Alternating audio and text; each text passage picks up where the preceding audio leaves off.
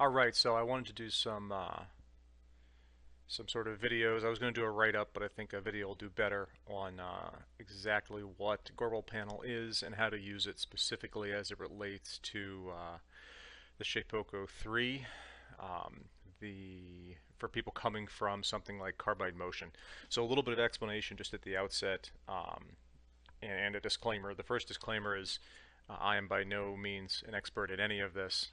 This is just sort of what I've put together, being a relatively technical person, and trying to sort of regurgitate it in a way that that helps some people. So, what function does carbide motion or GRBL panel provide for a CNC? It's a G-code sender. So it basically interprets a G-code file and then sends that file, or actually aligns that file via a serial connection, one at a time, to the GRBL motion controller, the carbide motion controller it's called in the Shapeokos, which is at its core basically an Arduino, which is a small microprocessor that that's used, ideally suited for tasks just like this. So that's what carbide motion is doing, and that's what GRBL panel does. They both will load G-code files, they both will send them to the machine.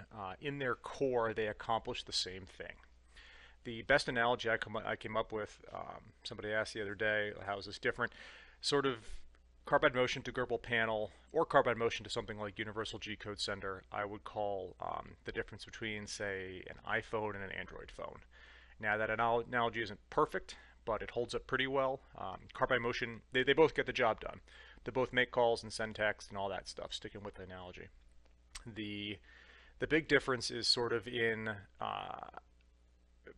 aesthetics and ease of use and functionality. So as with anything in technology, if you were to graph, ease of use versus flexibility, those typically don't correlate together. As something becomes more powerful and more flexible, it tends to become more complicated to use, and the exact same paradigm holds here. They'll both accomplish the same task. Carbide motion does a lot of thinking for you, and GRBL panel does not. GRBL panel sends, and they even documented on their wiki, unaltered G-code. So you can send completely invalid G-codes and it will happily send them to the motion controller, but it's up to the motion controller to ignore it or not. Whereas carbide motion is more, it is a G-code sender, but I would classify it more as an interpreter. You can pass a G-code, you could pass the same G-code file to carbide motion as you would to GRBL panel or any other G-code sender, but carbide motion kind of fiddles with the G-code a little bit, and it does so in the name of hiding a lot of the largely unnecessary for beginners settings and CNC machining aspects. So carbide motion's great. I use it for a while. Again, I'm a somewhat technical person. I started to dislike some of the things that it was hiding. I couldn't totally black box it. You would put something in and get something slightly different out. So that's why I've moved now for the last couple of months pretty exclusively to GRBL panel, which is what's up on the screen here. It's a piece of FOSS software available over on GitHub. And make sure you download the release, which is the executable, not the base code, which is a Visual Studio. It was developed in Visual Studio. Before getting too deep into the real core, the real functionality of this, I sort of want to give a basic overview of what the GUI looks like and how you make a basic connection. So if we were to, sorry about that redraw. If we were to look over here, I just turned on my my GRBL, my carbide motion. So we're going to hit rescan here. I'll come up with our COM port, hit connect. Now, I wanted to do that so we could see a couple of the different aspects of what's going on here. So this is all done on a GRBL 1.1 board, so everything's going to be relative to that. Just be aware. I do have homing enabled and I have soft limits enabled. If it detects that homing's enabled, you will see down here unlock and alarm are both ticked off. You can bypass that if you want by just hitting unlock and reset, and that will clear those items out. Now, what I generally do the first time I start this up, I'm gonna show you what I do the first time I start up, and then we'll go into a review. Is you'll notice this pane over here is blank, and there's no button right here. I believe this is a bug, but the first time I start it up, I have to come over and click Get GRBL Settings, which reads everything out of the motion controller, realizes that it's 1.1, and that now you can see homing's enabled, and we have our speed overrides, which are, the speed overrides are 1.1 features. Alright, so now that we're connected up, Um, Going over the basics, what we're seeing here, your positions, which is pretty straightforward. The big numbers are your work positions. The lower numbers are your machine positions. So wherever your spindle is sitting when you power it up, it will assume that's machine 0 until you do something like a homing operation. You can 0 each of your independent axes here or 0 all of them. Running home cycles, unlocking and resetting, take it out of various warning states. The hold button, or the space bar, which is the shortcut for it, will do an immediate mid-execution pause. Will cause GRBL to freeze exactly where it is. On start resumes that. We sort of went over your communications tab up here. Now my whole machine, I should point out, is set up for inches. I have the GRBL setting set to report inches, and I'm working in inches in all of my feeds and jogging controls here. So this is all your jogging control area, how large, far to jog with each click of the button, and how fast to do it at. Very, very standard stuff. The shortcut keys for these are up, down, left, right, and page up and page down. You can, under MDI up here, you can send individual commands, homing commands, really whatever you want. Okay, so if we want to, this panel down here is where you're going to load your G code. So if we were to just load up some random file here, it'll give you a summary. We'll show you everything that's in the file here, how many lines completed versus total, which I sort of like for a vague status. How far through a job am I? Definitely note that the pause and stop buttons here do not do what they do in carbide motion. These will simply stop sending new commands to GRBL. So if you have a lot of commands already queued up, these won't do anything. They will simply stop the next one from being sent. So if you're in the middle of, say, a big 20-inch pass from left to right across X, for example, and you press one of these buttons, if it's mid-motion, it won't stop. It will simply not send the next. So if you want to do an immediate pause, if you will, that's what this hold button does, and that's why the space bar is toggled on. You can see stop and resume as I toggle the space bar there. We'll put it into a hold state. Bottom right hand corner, these options are your immediate override. So if you want to increase or decrease your speed is the most common. These buttons are sort of toggles, so as you see, you click them on and off. So if it's blue, you're moving in coarse increments, 10% it looks like, and if you go not, you're moving in 1% increments. You can also adjust flood and mist, which doesn't apply to most folks. For the moment, don't worry too much about what's going over here in the state window. Just make sure that note that your active offset's on G54, and that's also referenced over here under active offset on the left hand side, and we'll come back to that in a minute. If we hop over to settings, the left hand page is all the GRBL settings that are present. These are different from carbide motion, and I'm going to include a dump of my GRBL settings, but you're also perfectly welcome to pause the video here and take a look. I'll pause here for you if you want to pause it, and then if you want to look at the ones down here, you can pause it. Note that I'm set up on an XXL, so my limits and things are set up for that. Just going through some of these panes here, most of these you're not going to, at least out of the gate, you're not going to want to screw around with too much. Enabling keyboard arrows is one down here, and note that these three boxes have no impact on your keyboard send rate. It's the button click send rate. So be careful holding down the keys, because you can rapidly queue the machine up with a lot of jog moves and it'll crash. But these will, checking this box off will enable that. If you come down to machine locations, again, we'll get into this more later. For the time being, just press retrieve. You may or may not have anything set in these. These are my locations. These machine locations you can vaguely think of like bookmarks a little bit. They're basically two very common locations that you're going to use during machining. Now these are machine locations, not to be confused with work offsets. So at the moment I have my G28, which is just a location, set to machine. Now we're talking machine coordinates, not relative coordinates. I have my machine location set to minus quarter, minus quarter, minus quarter. Essentially it's my pull off after zeroing. Then I've got my G30 set to what amounts to the front left hand corner of my machine, or sort of my quote tool change location. If we hop over to macros, you can absolutely create macros here. If I want to create a macro for homing, for example, I could add that. All right, that's pretty much wraps the basic overview of this. Next, we'll jump into a little bit of GRBL stuff, kind of, which will help make sense of some of the other bits and pieces here. All right, so in this section, I want to talk a little about sort of some CNC mechanics, some basics regarding.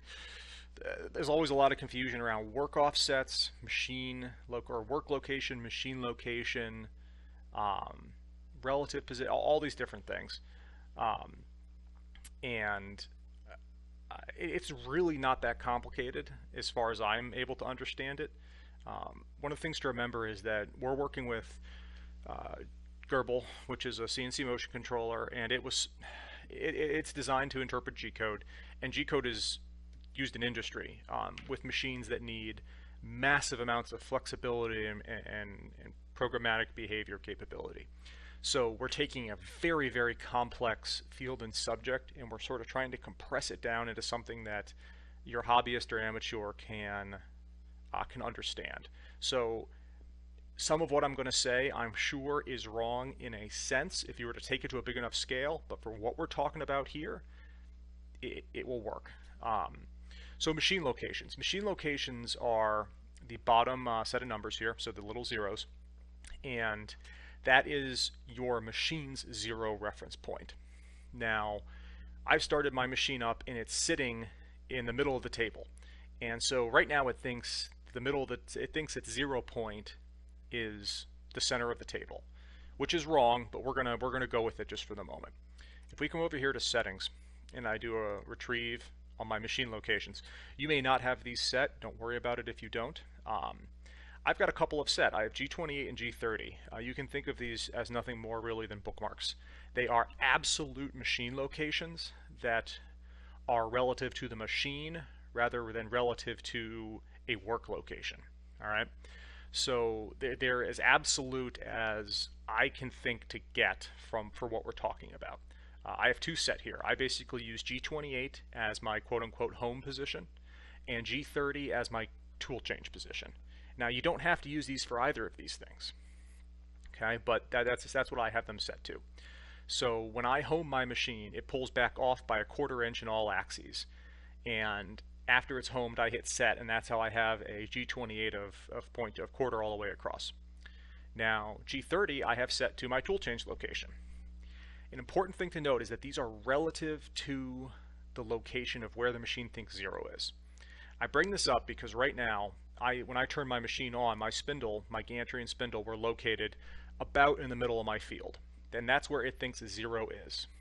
So right now, if I were to tell it to go to -32, -31, it would come careening forward the probably 12 inches that it can, and then just grind the gantry against the front stops.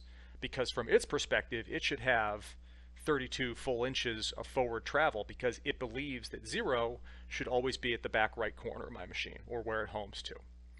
So this is one of the many reasons that homing is relatively important if you want to get into any kind of complex machining operations.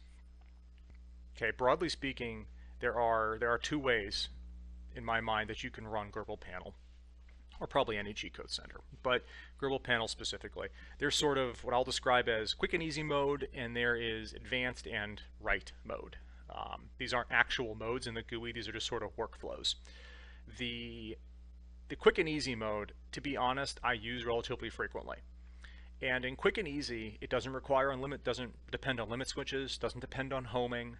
What it does depend on is you not being a dope.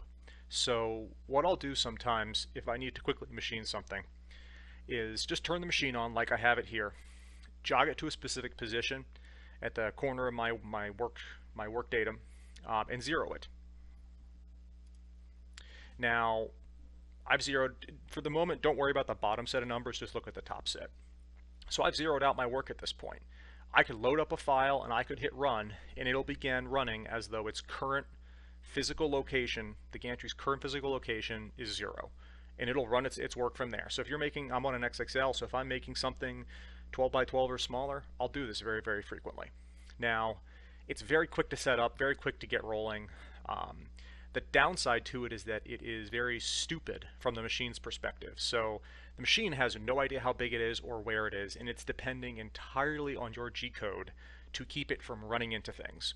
So if you were to give it a command to go far farther to one side or the other than it can, GRBL will not stop you. It will just destroy your belts and stepper motors, slamming the gantry into the back of the machine. So I generally only run this, like I said, if I'm on a smaller piece that I know is not going to anywhere approach any of my axes limits. Now, the other way we could run this is in a more proper mode, and it's much more similar to what carbide motion has you go through. And that would be where you set up a full homing cycle. So you run a homing cycle first, establish machine 0, set up your G28s and your G30s, though even that's not strictly necessary. But run a homing cycle first and configure your soft limits. Okay, so what I've got over here is my machine all powered up, and as you can see, it's in the middle. It's in the middle of the field. Now I'm going to try to get these synced up as best I can. So we can see that I can jog up and down. I can do it with my keyboard, and everything sort of approximately works like we would expect it to. Now, when I say approximately, it's interesting because I can come to the left, but because my machine was zeroed in the middle of the table, if you watch the status as I try to move, see the errors? This is as I'm trying to move right beyond where it believes 0 to be. And similarly, I won't be able to move any higher than it believes 0 to be in any axis. Now this is because you never want to go past 0, right? All machining is done in negative space. So because I started the machine in the middle of the table, it assumes that is the farthest to the right, the farthest back, and the farthest up. In other words, the maximum y plus, x plus, z plus that you'll ever want to go, because that's the extent of the machine. It hasn't run a homing cycle, it doesn't know any better. So in order to overcome this, we are going to run a 0 on the machine, and do that by running a homing cycle. So that's what I'm going to do over here. We're going to punch home.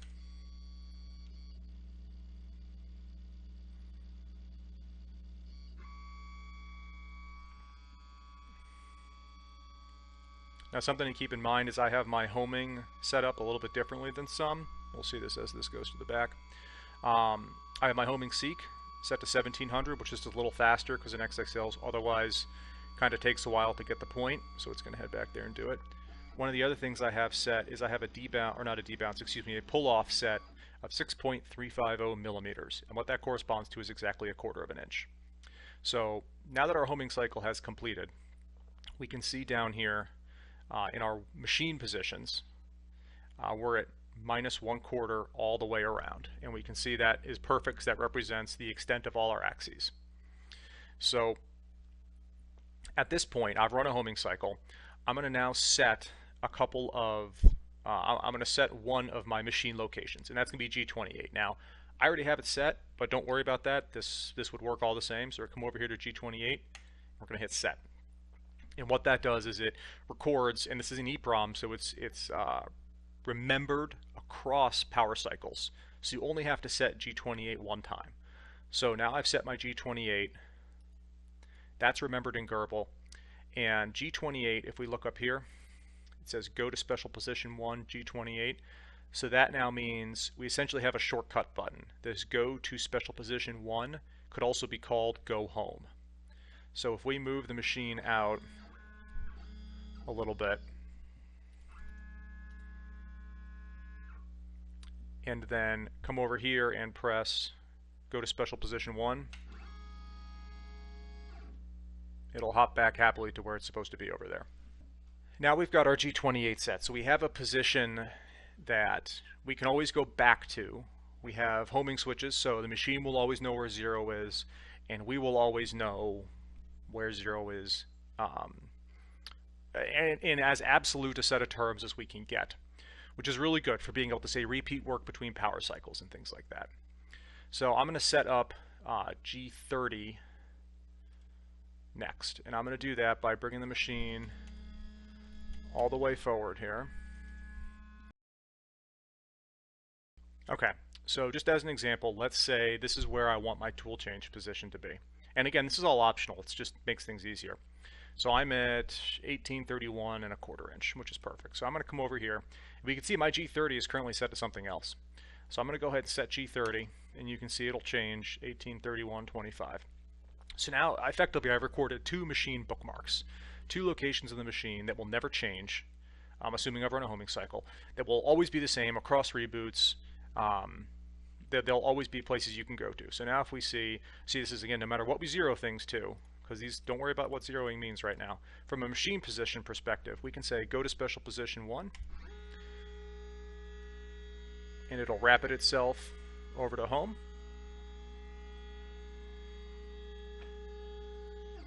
And we could similarly say go to special position 2, which is our quote tool change location.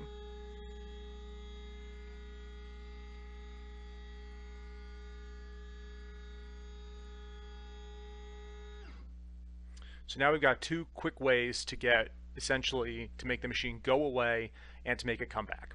Now, something to notice is if I were to lower the gantry or the z-axis a little bit, when you do a return, it proportionally moves all your axes to the location they're headed to. In other words, if I were to tell it right now to return home, it'll slowly bring the spindle up while moving back and to the side effectively on X and Y at a relatively rapid rate. The result of this is you can pretty easily end up running into something. So even if I'm going to perform a quote go to home, a special position 1, I'll always bring my Z up as high as it'll go. Now I won't do this just as an example so you can see, but it'd be very easy to catch the bit on something as it's going backward because of how slowly the Z-axis goes up.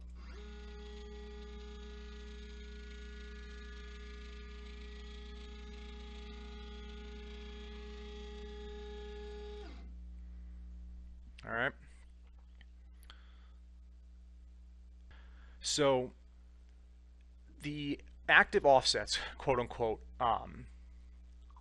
what these are is these give you, you can think of these, for lack of a better explanation, as your list of zeros, your list of where 0 is for the machine or for your work. Now, none of this is adjusting. Anytime you hit 0 like this, none of this is changing the machine's known coordinates. You can see that no matter how much we move the machine around and then click 0, these bottom locations never change when we zero the machine, because the machine's, when we zero the work, excuse me, because the machine's location is not being re-zeroed. That only occurs during a homing cycle or a power cycle. So the upside of this is that we can set, if we wanted, multiple different offsets, then call those offsets in G-code to repeat the same process many times. Say you wanted to create you want to draw a circle, and you want to draw that circle 10 times. Well, or say 5 times for easier numbers here. So you want to draw that circle 5 times. In your G-code, you could actually specify, start with work offset G54, run the circle, and then you could just copy and paste your G-code with an incrementing offset in front of each one, set all of your offsets fixed distances apart, and then the machine would simply repeat the work, going to each offset and using that offset as 0. So the easiest way I can always think to explain this is if we come over, see on this position item here, and go to the Offsets tab and hit Retrieve, it'll retrieve all the offsets. Now, look at this. We've got an offset of -1 1/4 all the way across. Well, that's because that is where I zeroed the active offset to. If I was to switch the active offset to G55 and move around a little bit, and now zero everything, we were to come back to offsets and retrieve, we'd see now we have a G55 position. Easy enough. Now, for most work, I'm trying to think, for most of the work that I've done, I don't think, in my day-to-day operations, I don't think I ever use more than just the basic work offset. So you don't have to worry about some of this, to be honest. So if we go back here to work, I'm going to change my active offset to G54. You can see that's reflected over here. And now it updates the position relative to that offset. In other words, the difference between where it believes this offset 0 should be, that offset 0 is at 1 1/4, where the machine physically is, which is at 2 1/4, so we're showing at -1.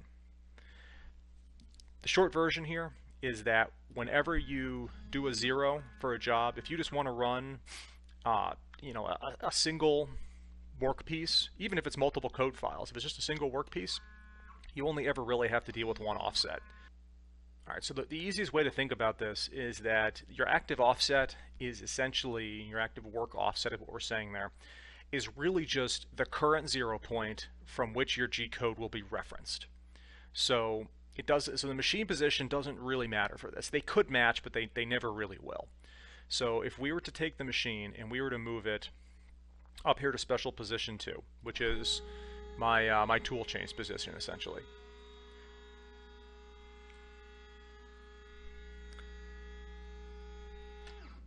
All right, so we've come up now. We're going to back out just a little bit.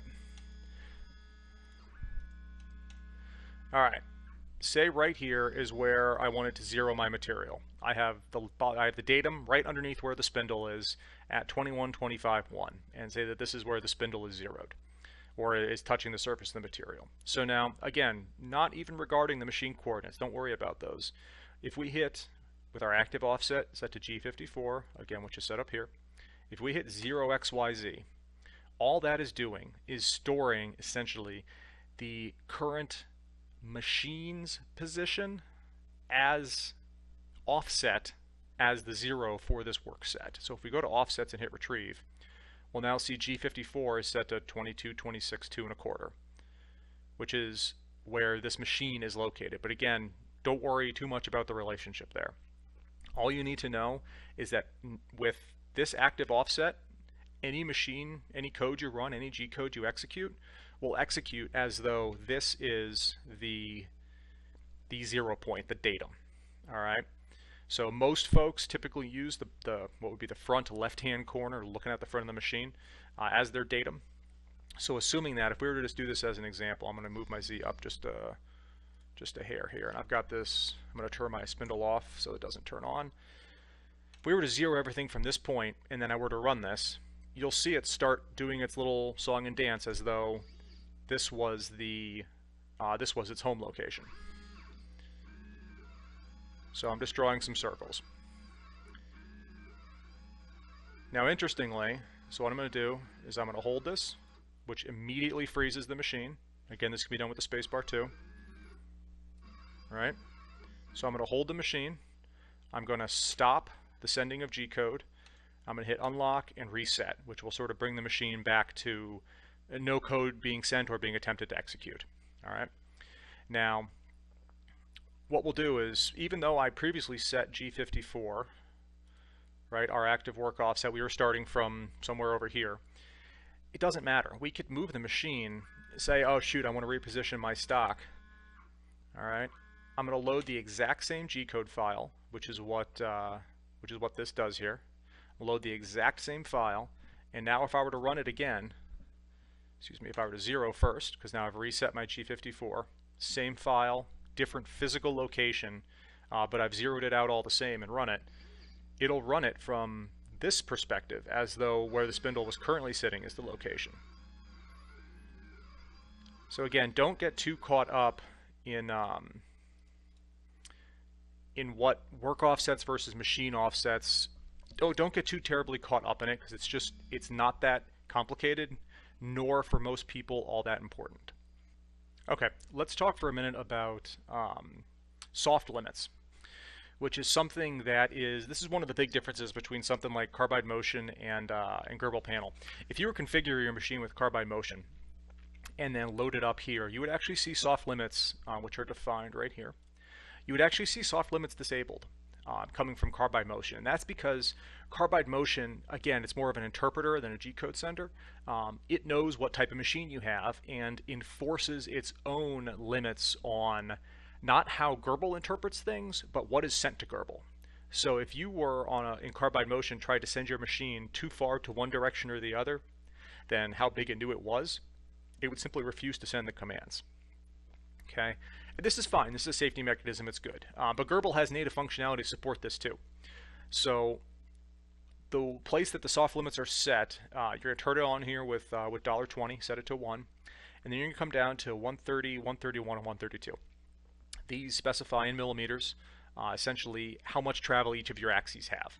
So if we were to look at my x, so my x is slightly bigger than my y in terms of the useful space I like. So I have my x set to 835. So if we were to back the machine up a little bit,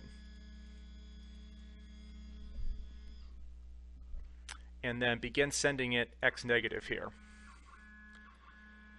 If you watch the machine position, because what we're really talking about here is these are maximum machine positions. So 835. So just for a moment, I'm going to switch my reports back to inches, just so, or back to metric, just so the numbers line up. All right. So now if we come back to the panel here, you can see here's my x.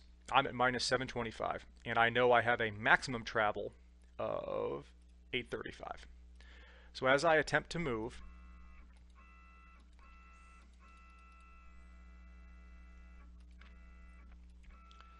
eventually, so I'm moving in 1 centimeter increments, so I should be able to get to 825, but now I can't go any farther, because if I were to add a centimeter to this, it wouldn't go. So I can get a little closer by going a mil at a time, but you can see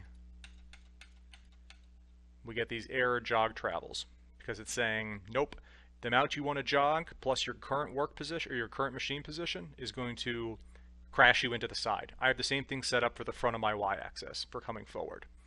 Now, z-axis I do not currently have set up. So this will actually be a good example to demonstrate this. So we're going to sort of move ourselves, actually let's just go to special position 2. So now we're nice front and center. And I'm gonna go through how to set up my Z. Now I think 80 millimeters, which is what it is stock, is pretty close. But let's just do it as see where we're at. So right now we're at Z of minus 3.5. So what we or minus 6.35. So what we don't want to have happen is as we decrease our Z, we don't want it to fall off the end of the carriage plate. So what I'm going to do is I'm just going to move it down. And that is actually going to be pretty close. We could technically go down a little farther. And just as an example, let's pretend 78 is about where I want to have the bottom of my possible travel to be. I'm still well on the plates. The V wheels are still well engaged with these ways. So I'm going to come and say minus 78 or 78 centimeters is, or excuse me, yeah, 78 millimeters, excuse me, is where I want to stop. So I'm going to move myself up a little bit here. Now we'll come over, and I'm going to switch this to 78 and hit enter.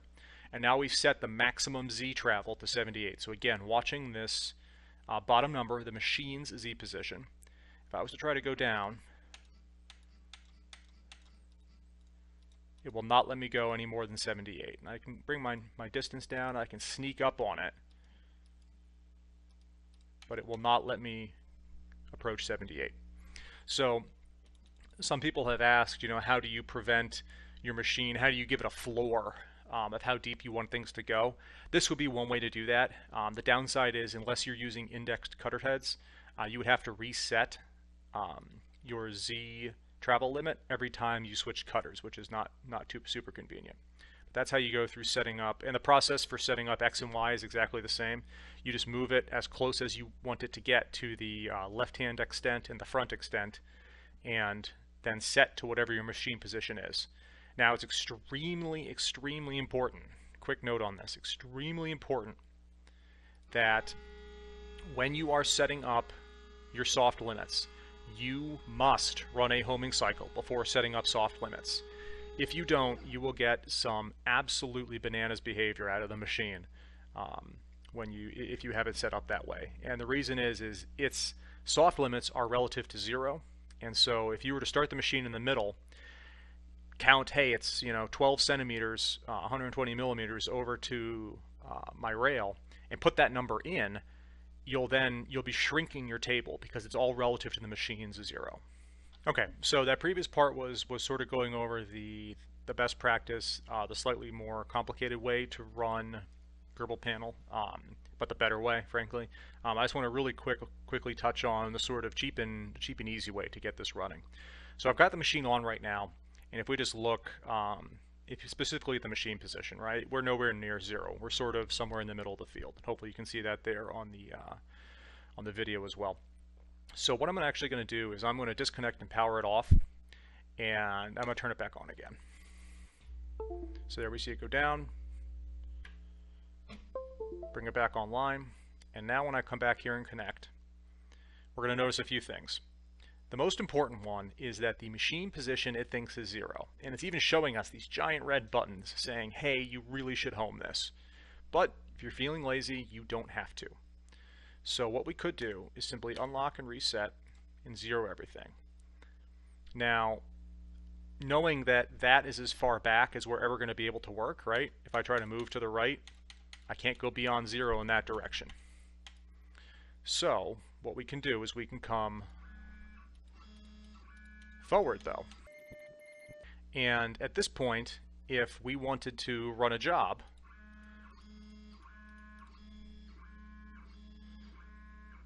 there'd be nothing that would stop us from simply zeroing out here. Let's actually move Z down just a little bit.